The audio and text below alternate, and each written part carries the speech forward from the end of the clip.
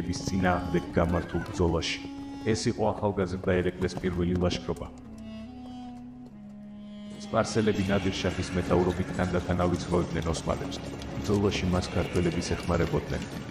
ამ პერიოდში თეიმურაზ მეორე სპარსელებს დაუდგა გვერდით, რადგან ის სპარსელთა ბატონობას ოსმალების ბატონობასთან შედარებით ნაკლებ ბოროტებად თვლიდა. თუმცა კი ქართველთათვის ორივე საკმაოდ მძიმე თვირთი იყო.